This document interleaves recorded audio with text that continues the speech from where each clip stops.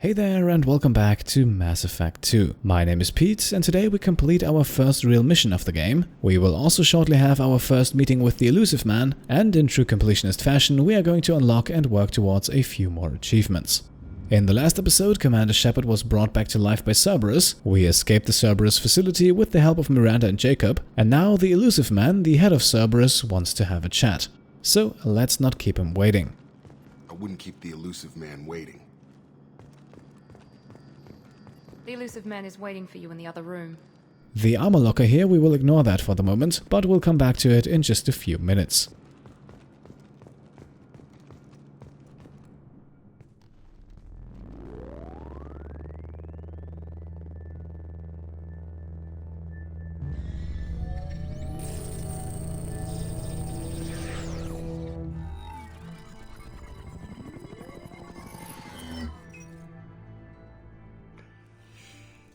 Commander Shepard.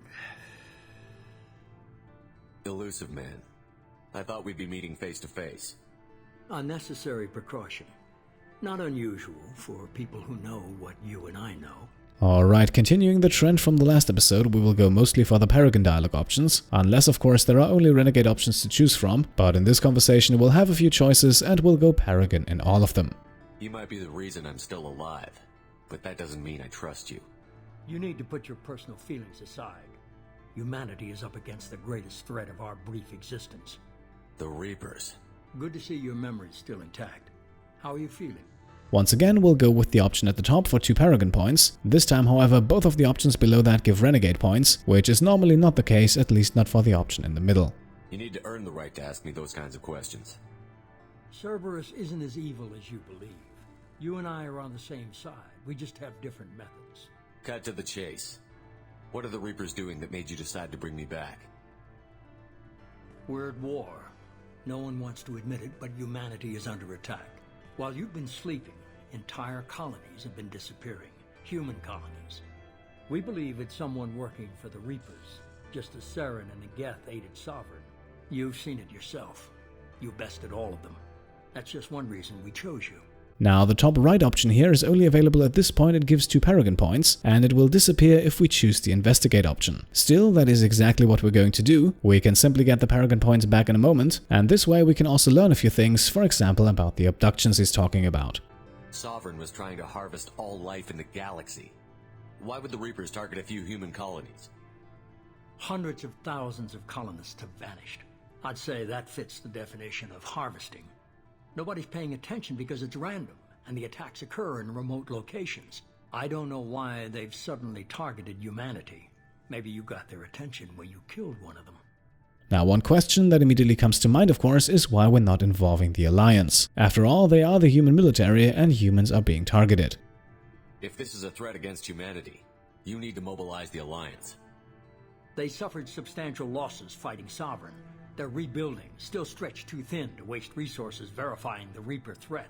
Blaming the abductions on Mechs and pirates is easier and more convenient. Now, this at least somewhat explains why the Alliance is staying out of it. However, we still don't know why Cerberus is so eager to jump in instead. Fighting a war doesn't seem like Cerberus. Why are you involved? We're committed to the advancement and preservation of humanity. If the Reapers are targeting us, trying to wipe us out, Cerberus will stop them. If we wait for politicians or the Alliance to act, no more human colonies will be left. Now, the threat here seems to be very urgent, which begs another question. Why go through all this effort to bring Shepard back? You could have trained an entire army for what you spent to bring me back. You're unique, not just in ability or what you've experienced, but in what you represent. You stood for humanity at a key moment. You're more than a soldier. You're a symbol. And I don't know if the Reapers understand fear, but you killed one. They have to respect that. And now we can get the 2 Paragon points back that we missed earlier. I still get the feeling that the Illusive Man is not telling us the whole story here. Still, the situation seems urgent, so this might not be the best moment to argue. If what you say is true, if the Reapers are behind this, I'd consider helping you. I'd be disappointed if you accepted any of this without seeing for yourself. I have a shuttle ready to take you to Freedom's Progress, the latest colony to be abducted. Miranda and Jacob will brief you. So we are going on our very first mission with Miranda and Jacob, and of course, out in the field we need to be able to trust our squad, and especially with Miranda I think there could be some valid concerns about that. Miranda killed Wilson in cold blood. Jacob's just a gun for hire. You expect me to trust them? Wilson was one of my best agents, but he was a traitor. Miranda did exactly what I expected of her, and she saved your life in more ways than one. Jacob's a soldier, one of the best. He's never fully trusted me, but he's always been honest about it. You'll be just fine with them. For now. Alright then, time for the final 2 Paragon points of this conversation. Shepard is correct, we don't really have much of a choice here, so we might as well make the most out of it. Is this a volunteer job, or am I being volunteered? You always have a choice, Shepard. If you don't find the evidence we're both looking for, we can part ways. But first, go to Freedom's Progress. Find any clues you can. Who's abducting the colonies? Do they have any connection to the Reapers? I brought you back. It's up to you to do the rest.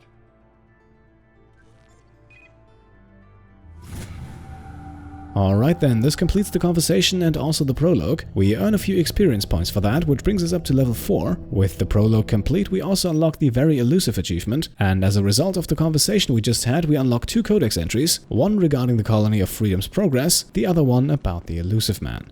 In the last episode, we also already obtained the entry about Cerberus, as well as the one about the Battle of the Citadel. So this now puts us up to 4 codex entries collected, time to get ourselves another achievement. This right here is one of the easiest achievements to obtain in the game. All we have to do is to customize our armor. And we'll do so in a very simple but also in a very useful way, by simply making Shepard wear the N7 helmet. This is not only done for looks, it also has a nice effect, as wearing the helmet provides Shepard with a 5% health boost. And with that we have now unlocked the Fashionista achievement, and with the helmet equipped and the achievement unlocked, let's now have a quick chat with Miranda. The Illusive Man is very impressed with you. I'm eager to see if you can live up to his expectations on this mission. Now, I'm not trying to be an ass here, but this is a completionist playthrough, and that means we will explore every dialogue option, at least as long as it doesn't have any moral repercussions. I can't have anyone disobeying my commands when we get there. I know who I report to. As long as you don't do anything to betray Cerberus, I'll follow your orders. Now, both the option at the top and in the middle would give Paragon points here, but to get us started, why not play nice with her? After all, last episode we experienced firsthand what can happen if you get on her bad side. I never got a chance to say how much I appreciated what the Lazarus Project did for me. I just hope it was worth it. A lot of people lost their lives on that station. Well, definitely not the nicest way to answer that, but still, we will continue to go for the Paragon points. We have to work together here. Your attitude isn't helping anything. I have the utmost respect for your abilities, Shepard. It's your motivations that concern me. I believe in what Cerberus stands for. Only time will tell if you prove to be an asset or a liability to our cause. Well, speaking of Cerberus's cause, we have the option to ask further questions here, and since this is the first time we can have a longer conversation with Miranda, let's ask her about what she was most involved in for the last 2 years, which was of course the Lazarus Project. I'd like to know more about the Lazarus Project from the person in charge. I wasn't in charge. The Illusive Man was. If I was running the show, would have done a few things differently. What would you have changed? To start, I would have implanted you with some type of control chip. But the Illusive Man wouldn't allow it. He was afraid it might affect your personality, alter your character somehow. He wouldn't let us do anything that might limit your potential in any way. Can't say I like the idea of being brought back to life with a control chip in my brain. The Illusive Man is taking an incredible risk with you. I just hope his gamble pays off. And despite Miranda's rather abrasive attitude so far, let's at least try to get to know her a bit better. Tell me a little about yourself. Worried about my qualifications? I can crush a mech with my biotics or shoot its head off at 100 yards. Take your pick. Now, we already know that Jacob trained with the Alliance, however, we don't really know much about Miranda's background. Did you and Jacob serve together in the Alliance? No, the Illusive Man recognized my potential and recruited me at a young age. How old were you? Old enough to know this is what I wanted.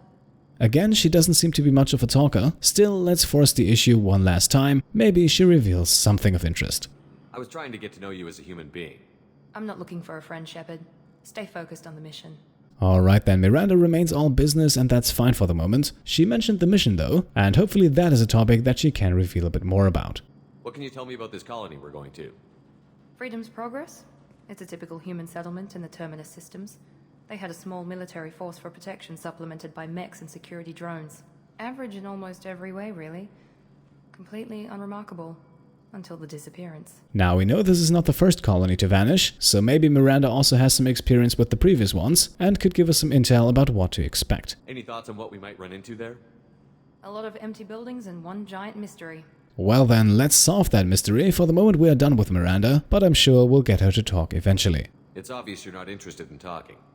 We've got an assignment. We can talk about it or we can do it. Our dialogue choices here earned us 4 Paragon points, and we can also get 4 more in our next conversation with Jacob. I'm glad the Illusive Man convinced you to join us, Commander. And the Paragon option here at the top is one that I feel Shepard would be closely aligned to. We are not necessarily doing this mission for Cerberus, but lives are potentially in danger and Shepard is always willing to help. I just want to find out what happened to those missing people. I still don't trust Cerberus. Noted. Do you trust me, Commander? Interesting question here, and I think yes for 2 Paragon points would take things a bit too far. Thankfully though, we also get 2 Paragon points for remaining indecisive. I haven't made up my mind about you yet. At least you're giving me a chance. Most Alliance soldiers hate Cerberus on principle. Alright, Jacob seems to be a lot more eager to talk compared to Miranda, so let's seize the moment and ask him about his background with the Alliance. You said you served in the Alliance? 5 years in total. Stationed all over the galaxy. Even spent a couple of years as a Corsair. Well, we haven't heard about those yet, so let's ask. I've never heard of the Corsairs.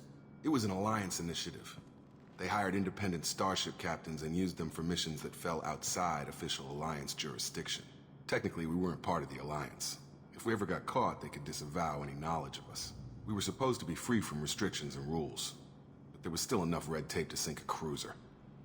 I finally just gave up. And one can assume that was the point he joined Cerberus. Why did you join Cerberus? I guess I just got tired of never making a difference. So much of what we did in the Alliance seemed pointless. I thought things would change after the attack on the Citadel. Humanity was finally invited to join the Council, but nothing changed. Politics, bureaucracy, same bullshit, different leaders. Cerberus is different. When colonies go missing, we don't commission a team to write a report to figure out what the hell to do about it. We just go and find out. And once again, on the topic of colonies going missing, maybe there is additional information that Jacob can give us that will help with the mission. Do you know anything about this colony we're going to? It's called Freedom's Progress. Don't know much else. I guess we'll find out when we get there. I guess we will, and with that we have reached the end of this conversation as well. That's all for now. Yes, sir. 4 more Paragon points await, and we can now interact with the door here to officially wrap up the prologue. And here it is, one more time, we get 1000 experience points for completing this first part of the game. That brings us up to level 4 and gives us 2 squad points to spend on upgrades. The mission summary of the prologue reads as follows. Shepard escaped attack on the facility along with operatives Taylor and Lawson. Facility destroyed by remote detonation. Salvage teams will ensure no incriminating data survived. Per Miranda's recommendation, I'm running security sweeps on other cells to ensure that Wilson was our only mole. Regardless of the cost, Project Lazarus was a success. Shepard is back. And of course, if it isn't obvious already, this mission summary is written from the perspective of the Illusive Man.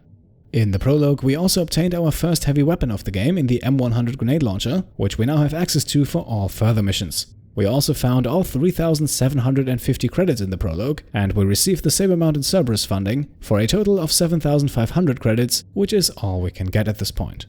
And with that, we can now close the report and start our mission on Freedom's Progress.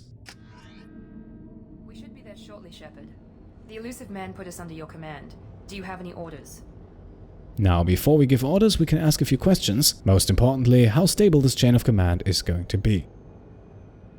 Are you sure you'll be comfortable following my orders? We didn't bring you back from the dead just to second guess you, Commander.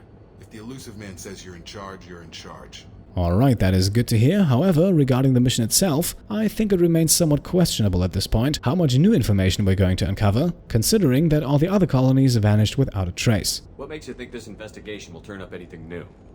At other colonies, official investigators got there first. Sometimes looters or salvage teams as well. We're hoping to be the first ones there this time. Maybe find clues before somebody else disturbs the scene.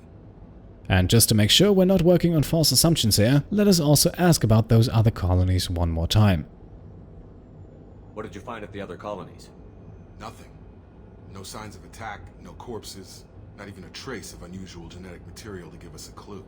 They just disappear. We've got no target to go after. Okay, then we have been asked for our orders, and I would say even though the chances are slim, let's get ourselves 2 more Paragon points here and make possible survivors our first priority. Our first priority is to look for survivors. That's unlikely, Commander. No one was left at the other colonies. They were completely deserted. Be nice to find somebody. Anything's better than another ghost town.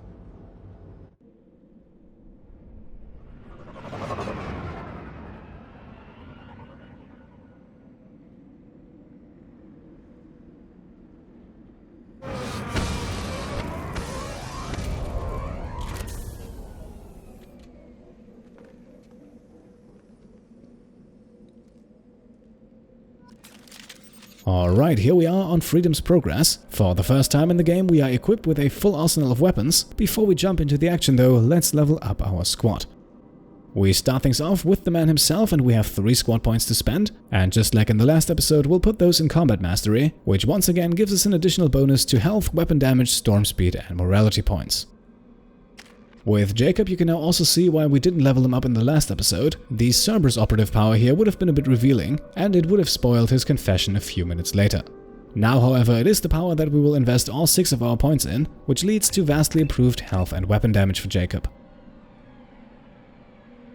And for Miranda, we'll also go with this class-related power, so all 6 points go in Cerberus Officer, which not only boosts her stats, but those of the entire squad.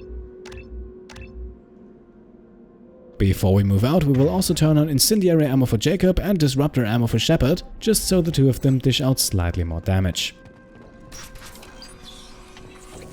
Looks like everyone just got up and left right in the middle of dinner.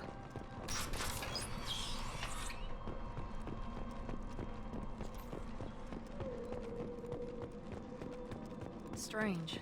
No bodies, no structural damage, and no signs of battle. Over by the spare parts here, we can grab our first credits of the mission, and behind the door here, the first fight awaits us. Using Miranda's warp ability, we can quickly get rid of the Mech's armor, and we can also get ourselves another headshot. This is now number 19, so only 11 are still missing until we unlock the Headhunter achievement. On the second mech, we then use Jacob's pull power. This will lift the mech off the balcony and send it tumbling to its end, and is actually the first of 20 kills we need to get this way for the Merciless achievement. Now a few more enemies rush in from the right side, and on Insanity difficulty this is actually a surprisingly tough fight for the first mission, since the 2 mechs with guns here are supported by 2 Fenris mechs, who are basically mechanical attack dogs, fairly easy to take down, yes, but also extremely quick and dangerous when they get in melee range. And we can see it here, our squad is already taking quite the beating in this fight. Insanity difficulty in this game is definitely not a walk in the park. The opening mission of Mass Effect 1 was a lot more forgiving in that regard, while Mass Effect 2 does not pull any punches.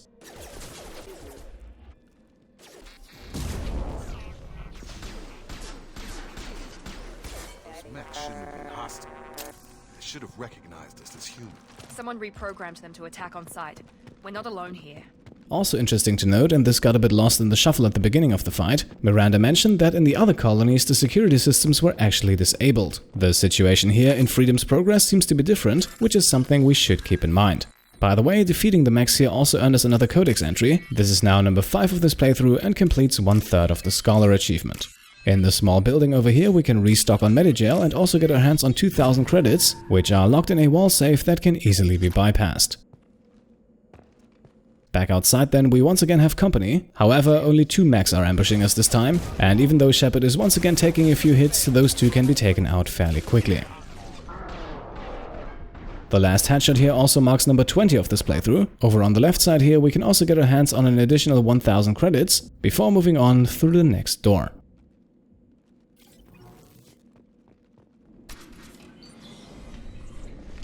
Stop right there!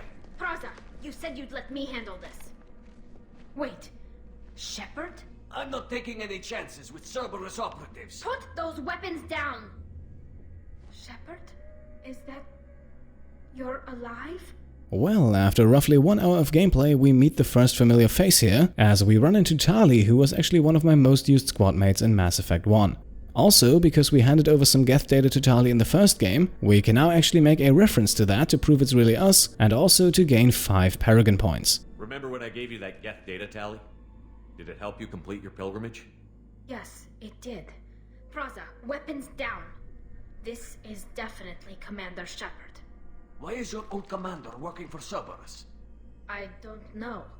Maybe we should ask. And just like before, we can go for the Paragon or the Renegade option here. The Paragon option, however, reflects Shepard mindset a bit more, I think. After all, we didn't really have a choice. I nearly died, Tali. Cerberus spent 2 years rebuilding me. They want me to investigate attacks on human colonies. Likely story. No organization would commit so many resources to bring back one soldier. You haven't seen Shepard in action, Praza. Trust me, it was money well spent. Perhaps we can work together. We're here looking for a young Quarian named Veetor. He was here on pilgrimage.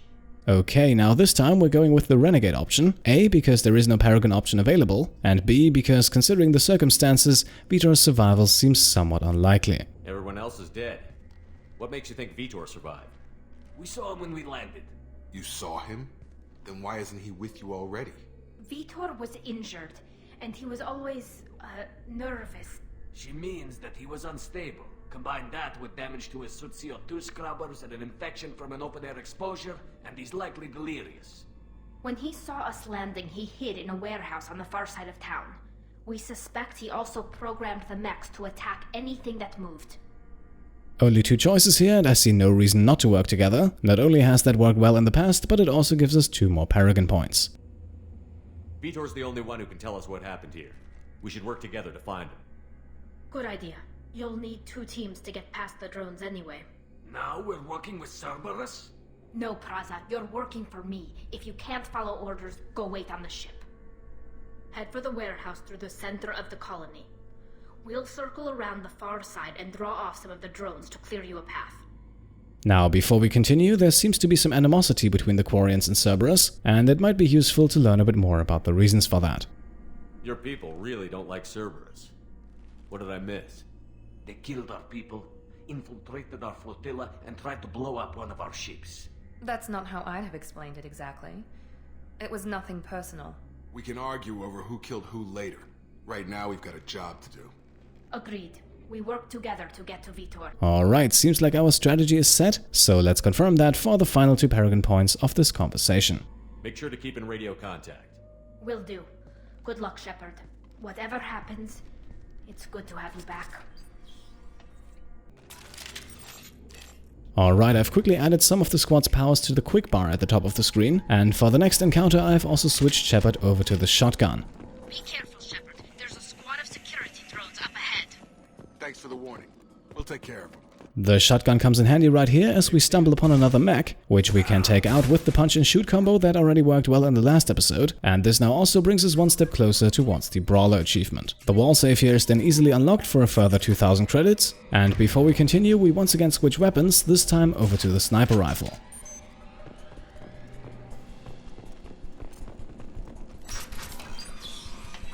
Use overload on him.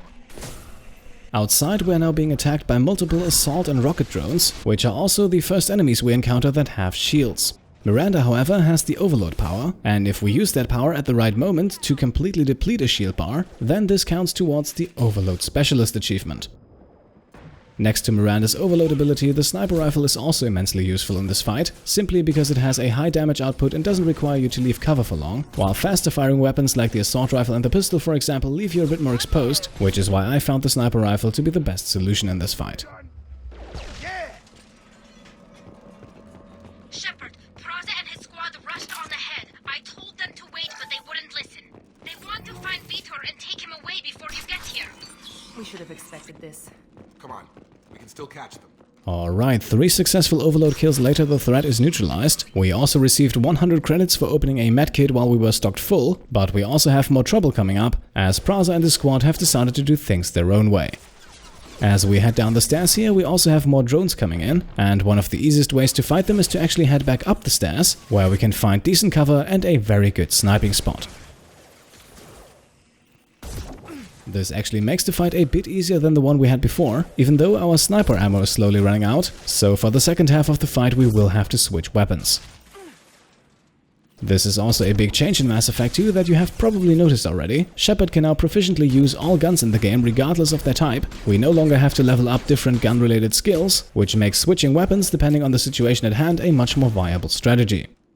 This also means that the actual weapon itself plays a much larger role in this game, but we'll talk a bit more about that in due time.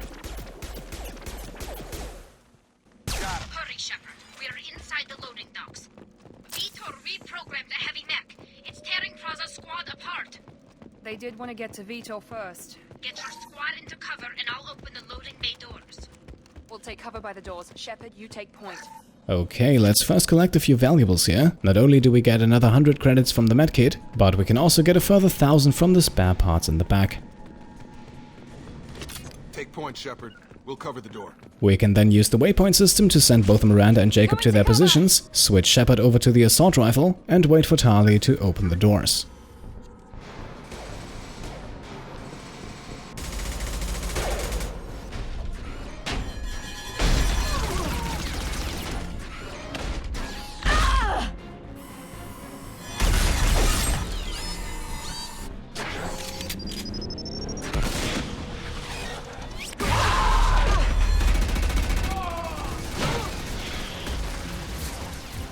That mech's got heavy armor plating. Those Quarians never stood a chance. This is gonna be one tough son of a bitch to take down. Alright, here we are facing a heavy mech, the first enemy we encounter in the game who has both armor and shields. Not only that, the mech is also equipped with both a machine gun and a rocket launcher, which could both tear us to shreds in just a few seconds. One of the best ways to stay alive is to head for the building on the left here. The crates out on the battlefield can and will eventually be destroyed. The building, however, will stand firm and provide much more reliable cover. Now, as long as the mech's shields are up, the only ability we can use is Overload, but conveniently enough, we just found some heavy weapon ammo, so let's take out the grenade launcher and use it to help bring the mech's shields down. Another overload and our final grenade, and the mech is down to his armor, which also means we can switch back to the assault rifle now. However, we are under heavy fire here, so we don't want to engage immediately. Now, this introduction of the armor system in Mass Effect 2 is actually something I really like, because it adds a new layer of strategy and tactics to many fights. Some powers, like Overload for example, can only be used against shields, other powers like Warp make a lot of sense against armor, and then again we have other powers that only work when both shields and armor are depleted, such as the Bionic Pull for example. This definitely requires you to think a bit more in combat, whereas in Mass Effect 1 a well-placed singularity could hit almost everyone and make a lot of fights a lot easier regardless of the type of enemy you were facing. We can also see here that despite our orders to stay in cover, Jacob has gone down, and that still works more or less identical to the way it did in Mass Effect 1. A downed squad mate is taken out of the fight but not dead. He or she can be brought back with the Unity power, which also consumes 1 med gel, or you can simply hold out until the enemy is defeated, which will also bring the squad member back. Now, without shields and armor, the mech has now become very vulnerable, which now allows us to successfully take out the very first boss of this playthrough. And here we are, the heavy mech is defeated and our squad has survived the day. We do not want to rush ahead immediately though, because the building over here holds another wall safe that we can bypass for 3,000 credits. Outside on the ground here we can also find a damaged mech, which gives us our very first upgrade of this playthrough, This should come in handy. but we'll also talk a bit more about those at a later point in the game. Right next to the mech we can also obtain 2,000 units of iridium, and in the building on the opposite side a medkit provides us with the small sum of 100 This credits. is your chance to go find Veetor while I tend to the wounded, Shepard. He's probably somewhere in the back of the loading bay. And while Tali is taking care of the remains of her squad, we can now proceed with the only building that we haven't visited yet. Monsters coming back. Mechs will protect. Safe from swarms. Have to hide. No monsters. No swarms. No. Veetor? No Veetor. Not here. Swarms can't find. Monsters coming. Have to hide. Okay, once again we are going with the Paragon option in this conversation. In a few seconds we are also going to use our very first Paragon interruption, and since there is only a limited time window to perform that, I thought I'd briefly mention it here already. Nobody's gonna hurt you anymore. I don't think he can hear you, Commander.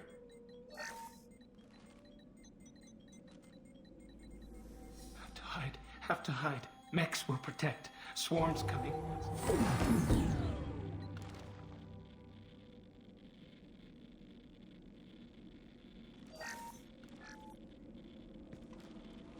You're human. Where did you hide? How come they didn't find you? Who didn't find us? The monsters? The swarms. They took everyone. And well, at this point, I think let's ask the question that is on everyone's mind. Why didn't the colonists fight back, Veetor? What happened? You don't know. You didn't see. But I see everything. Looks like security footage. He must have pieced it together manually. What the hell is that? My god. I think it's a collector. Well, to be honest, from what the Illusive Man said, we expected some form of Reaper activity, so maybe Miranda can tell us a bit more about what those collectors are. Is that some kind of alien? They're a species from somewhere beyond the Omega-4 relay. Only a few people have ever seen one in person. They usually work through intermediaries, like slavers or hired mercenaries. If they're involved with the Reapers somehow, it could explain what happened to the colonies. The collectors have advanced technology. They could have a weapon that disables an entire settlement at once. The Seeker swarms. No one can hide. The Seekers find you, freeze you. Then the monsters take you away. Okay, Veetor mentions the Seeker swarms, and I think that is as good a point as any to start asking more questions. Tell me more about these swarms. It's how they find you. Seeker clouds, machines like tiny insects. They go everywhere. They find you, then they sting you, freeze you. Sounds like miniature probes, maybe. Find victims, then immobilize them with a stasis field or nerve toxin. Okay, so that explains why no one put up a fight. Still, we don't really know much about the collectors or their motives. I want to know more about the collectors. Nobody knows much. They're so rare a lot of people don't even believe they exist.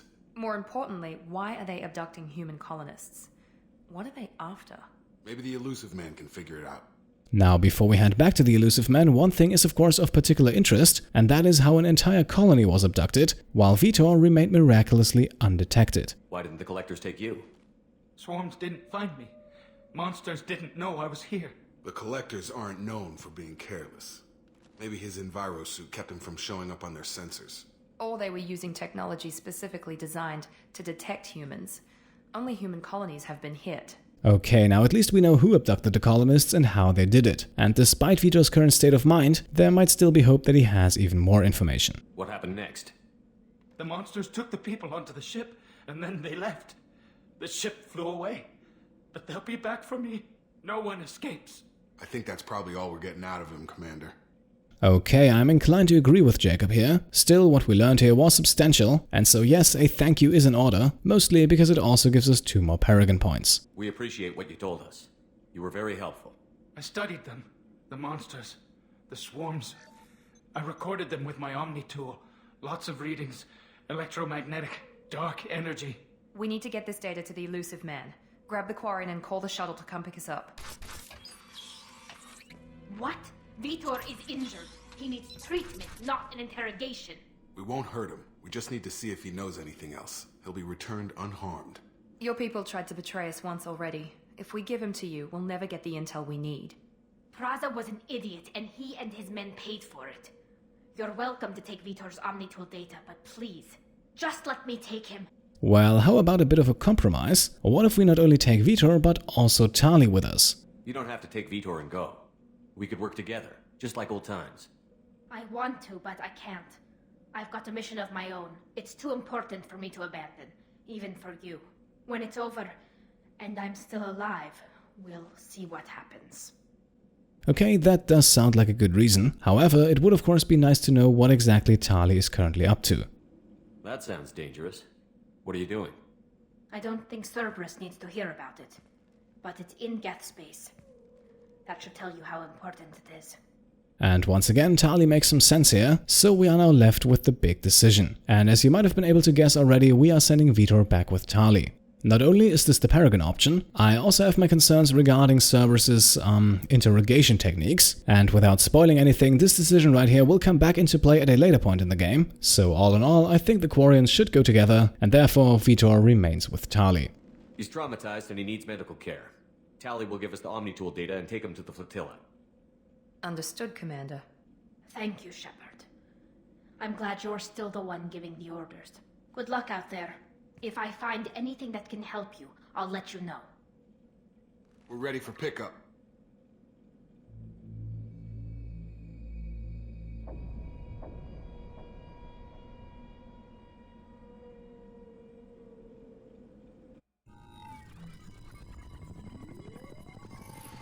Shepard, good work on Freedom's progress. The Quarians forwarded their findings from Veetor's debriefing. No new data, but it's a surprising olive branch given our history. You and I have different methods, but I can't argue with your results. Sending Veetor off with Tali gives us another dialogue option here, a dialogue option that would not have been available if he had come with us, and more importantly, a dialogue option that gives us 2 more Paragon points.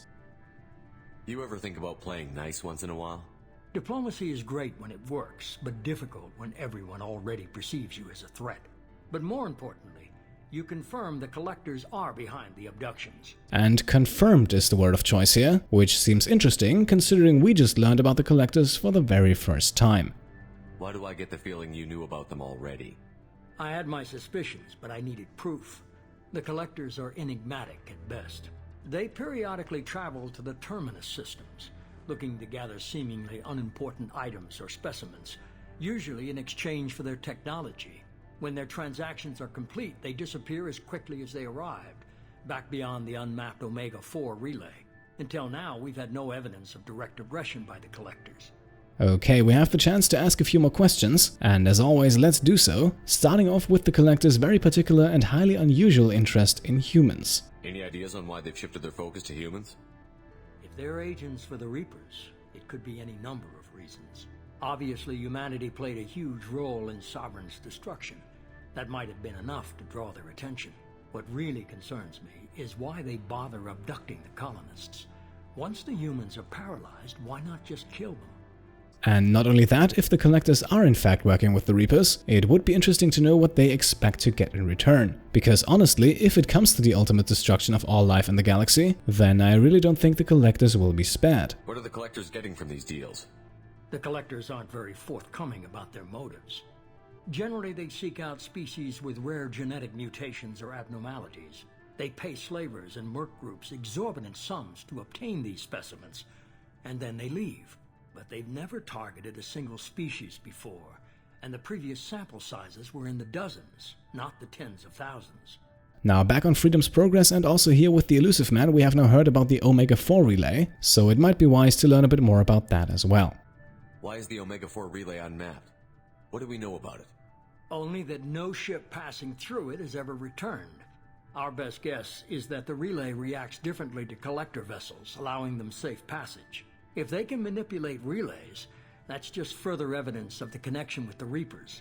Now, all in all, the connection between Reapers and Collectors does not really stand out to me at the moment. The Illusive Man, on the other hand, seems to be convinced, which indicates that he's holding something back. So let's grab ourselves 2 more Paragon points and ask him about exactly that. You're holding something back. How do you know the Reapers are involved? The patterns are there, buried in the data. The Council and the Alliance want to believe the Reaper threat died with Sovereign. You and I know better. I won't wait until the Reapers are on the march. We need to take the fight to them.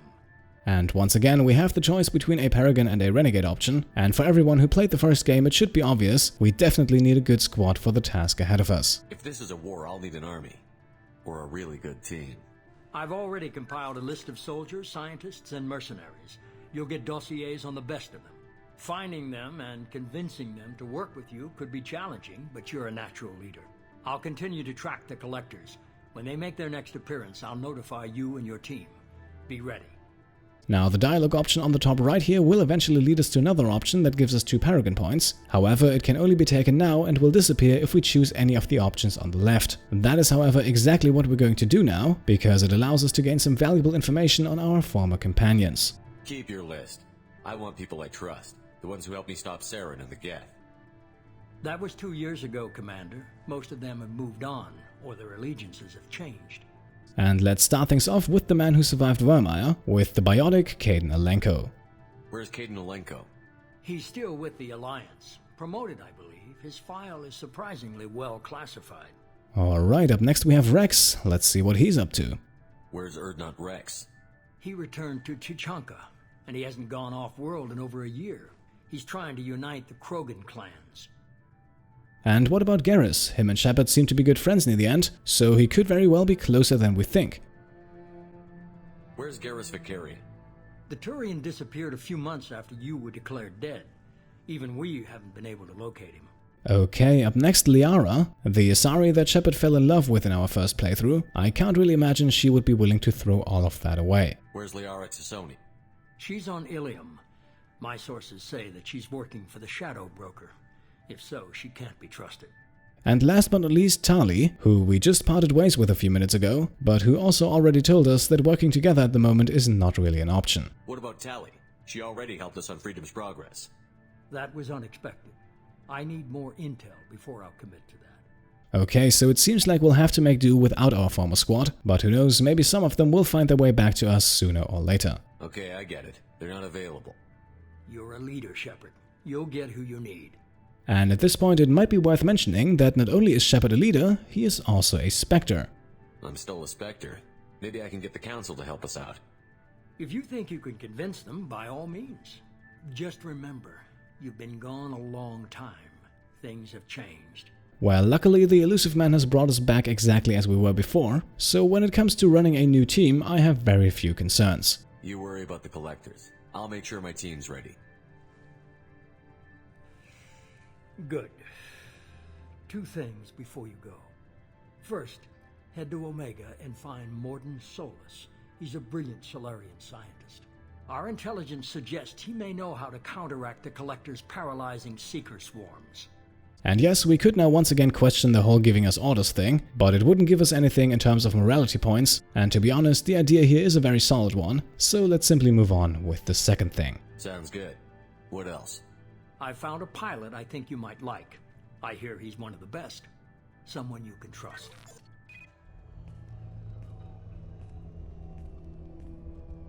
Hey, Commander. Just like old times, huh? I can't believe it's you, Joker. Look who's talking. I saw you get spaced. Got lucky, with a lot of strings attached. How'd you get here? It all fell apart without you, Commander. Everything you stirred up, the Council just wanted it gone. The team was broken up, record sealed, and I was grounded. The Alliance took away the one thing that mattered to me. Hell yeah, I joined Cerberus. You really trust the Illusive Man? Well, I don't trust anyone who makes more than I do. But they aren't all bad. Saved your life, let me fly, and there's this. They only told me last night.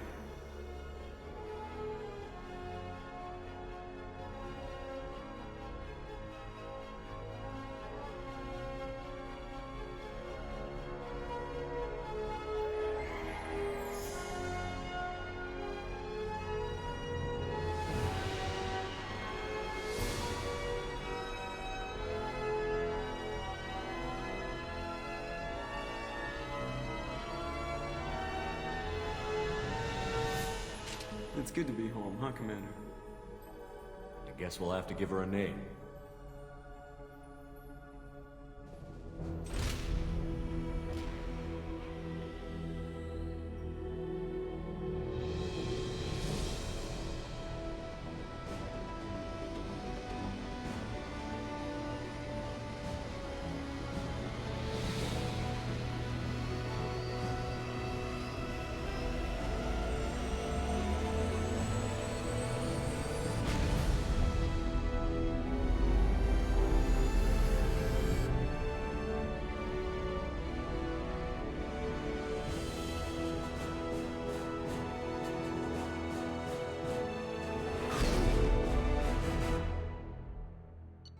Alright, and with the reveal of the new Normandy, we wrap up our first real mission in the game. Once again, we earn enough experience points to level up. The mission summary here confirms the Collectors as the source of the attacks on Freedom's Progress, and it also mentions that the Quarian survivor Veetor returned with Tali to the Migrant Fleet. The Illusive Man will keep his Omni-tool though, and examine it for anything useful.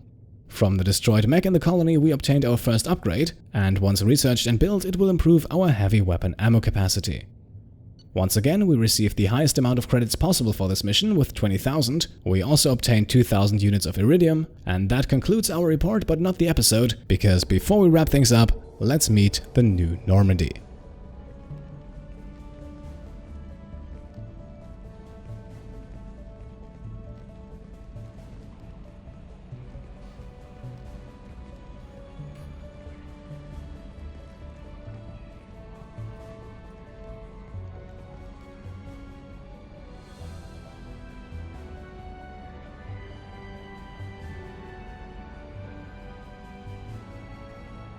Welcome aboard the new Normandy, Commander. I've been looking over the dossiers. I'd strongly recommend starting by acquiring Morden Solus, the Solarian professor on Omega. We know the Collectors use some type of advanced technology to immobilize their victims. We'll need him to develop a countermeasure to protect us. And even though we could once again make an effort to point out the chain of command here, just like the Illusive Man, Miranda makes a good point about Morden Solus, so let's tell her exactly that. For a change, there are no morality points involved. Without that countermeasure, we'll be helpless if we ever run into the Collectors. Acquiring Professor Solus seems like the most logical place to start. Who are you? I am the Normandy's artificial intelligence. The crew like to refer to me as Edie. We are now introduced to Edie, who will definitely play a more prominent role throughout the game. However, at this point, let's grab ourselves 2 Paragon points, because at this point I would bet money on Joker and Edie not getting along. Helmsmen aren't happy when someone takes control of a ship away from them. Especially Joker. I do not helm the ship. Mr. Moreau's talents will not go to waste. During combat, I operate the electronic warfare and cyber warfare suites. Beyond that, I cannot interface with the ship's systems. I observe and offer analysis and advice. Nothing more. Alright, now there is an option on the left here regarding anyone else that we should meet. That will not turn up anything useful though, and choosing it will also make the Renegade option on the bottom right disappear, so let us pick that instead for 2 Renegade points that come with no repercussions. Now that we've established who's in charge, let's move on to these dossiers. Final preparations for takeoff are complete, Commander. When you're ready to go, just pick a destination from the galaxy map and the CIC and I'll plot a course. Jacob and I should return to our posts. Come find us if you have any questions.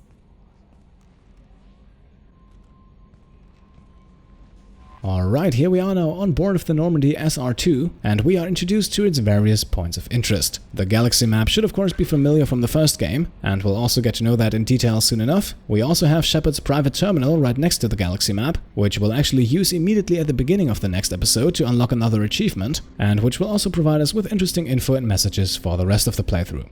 The armory pretty much explains itself, and thankfully we no longer have to run from locker to outfit our squad. The already familiar elevator is also back. Elevator rides as a whole have been toned down massively in Mass Effect 2, this one however remains. Our captain's quarters also come with a bit more functionality compared to the last game, but once again we'll check those out soon enough. Last but not least, we have the tech lab that we can't do much with at the moment. That will change however if we can successfully recruit Morden Solus. And at this point we can finally make the cut in today's episode. With a new Normandy, Joker in the cockpit and the beginnings of a crew assembled, I think it's safe to say that Shepard is back. At this point, by the way, we also receive a new codex entry about the Normandy, which brings our total up to 6.